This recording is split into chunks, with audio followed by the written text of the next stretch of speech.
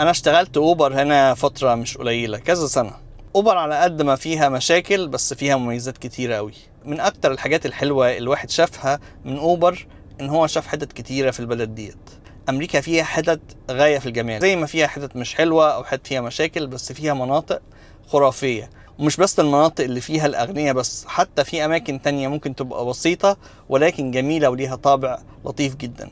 بتروح هنا وبتروح هنا، بتشوف بحيرات، بتشوف مراكب، بتشوف مية، بتشوف شجر كتير، وبتشوف حتى احيانا حيوانات مختلفة ممكن تكون اول مرة تشوفها في حياتك. مش بس كده، اوبر علمتني ازاي اتعامل مع الناس اكتر باللغة الانجليزية. يمكن انا كان تعليمي في حاجات كتيرة بالانجليزي، سافرت اكتر من مرة برا، فكان لي شوية لغة، وكنت معتقد قبل ما اجي امريكا ان اكيد اللغة بتاعتي يعني معقولة، هعرف اتفاعل مع الناس بشكل معقول. ولكن لما جيت اكتشفت ان اللهجة مختلفة، وكنتش فاهم حاجات كتيرة من الكلام اللي كان بيجيلي. اوبر خلاني اوصل ان انا اعرف مصطلحات قد تكون صعبة شوية، كمان ممكن تعرف حتى امثلة باللغة الانجليزية، وتتناقش مع الناس وتحكي وحاجات لطيفة زي كده.